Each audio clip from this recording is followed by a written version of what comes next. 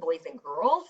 So on Friday, you were supposed to have been completely done with writing your invention paragraph and 3 reasons and doing your invention poster. So today, you got 4 things I need you to do to be ready to present tomorrow on Tuesday. So step number 1, numero uno, finish your ad poster if you didn't do it already. So let's say you got busy, or you're just running behind, or you haven't even started. That better not be the case, or I will fall on the floor upset because you're not doing your work. Anyway, finishing your ad poster. So if you didn't finish making your poster, you do have time today to finish it, but it has to be done. Also, if you haven't written your invention paragraph with your 3 reasons, that has to be done today as well because you are presenting tomorrow, and all of that is graded all together. I'll show you the rubric in just a couple minutes. If you need help with this, you need to ask while we're on Zoom and I'll help.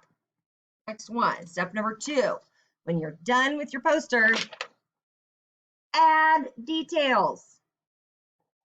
So look at your poster, and if you're like, you know what, I could have done a little fancier here, or I could add more colors here because I didn't really make the dog colorful, give it like a black snout and brown fur and a pink little spot in the ears. So if you can add any details to your writing or your poster, add the details. Now, most of you have already turned in your writing piece, but you can definitely add details to the poster since I have not seen those yet. Number 3, grade yours with the rubric. So what I mean by that is grade your piece, see how you did. Let me show you where the rubric is. If you get on PowerSchool and you do where it says writing, check with this rubric. If you click on that, it's going to open up the invention rubric. This is how I'm grading you. So a rubric gives you step-by-step information about how this project will be graded. So this first section here is how I graded your writing piece. I already graded if you already turned it in. So go to the next part where it's labeled poster right here. See how it says poster? So I'm grading the information that's on the poster and the details on the poster. And you can either get a 1, a 3, or a 5. Now I can give you 2s and 4s as well. So you always want to get the highest grade. So let's go to the 5 column. Information on the poster. You need to include your name, the invention's name, the purpose of the invention, and a picture of the invention. So if you do all of those things, you'll get a 5. Let's see if you included some of those, but not all of those things, then you might get a 3. Let's say you did everything but your name, then I might give you a 4 because you did forget something, but you still did pretty good. If there's not enough information on the poster, like I could tell that you just kind of slopped something on there real fast, then you might get a 1. If you don't turn anything, then you get a 0. All right, next one, details on the poster. It needs to be neat, detailed, and colorful. So check yours. Where's mine? And make sure that you have all those things on there. So is mine neat, detailed, and colorful? Yes.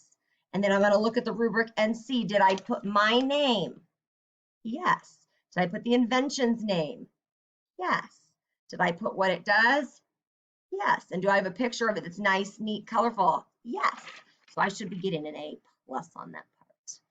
All right. And then, next piece, the last step, when you're done with that, is practice presenting. And it says use that rubric again, rubric. That's how you're going to be graded. So look back at that rubric. It shows you how you're being graded for your presentation. So the presentation part here at the bottom is how you're speaking and how obviously you can't listen to others like on the spot, but you can listen to them later when we watch the flip grids and respond to them.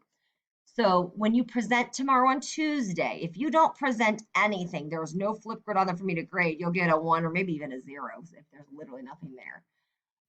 3 is if you presented, but you just didn't give much information, or I could tell you didn't put a lot of effort into it.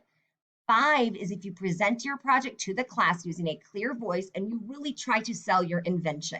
So I will show you an example of a presentation on my flip grid, but pretty much you're going to be holding up your poster and trying to sell it. You're doing your commercial.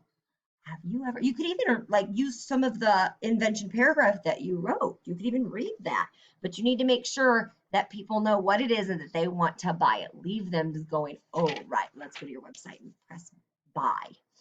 And then for the next part, this will be on Wednesday for the presentation responding part, You're going to have to respond to 5 or more presentations, and that you're going to type meaningful responses. So not just cool. I like it. We'll talk about that a little more later, but you will be getting points based on how you respond, because that's a huge thing, that you are being appropriate on social media, on our platforms, our Flipgrid. Okay. So one last reminder, and it is going to be on PowerSchool as well. Finish your ad, add details to make it look really good, grade it and see how you did with the rubric, and then practice presenting so that you're ready to present tomorrow. Get busy.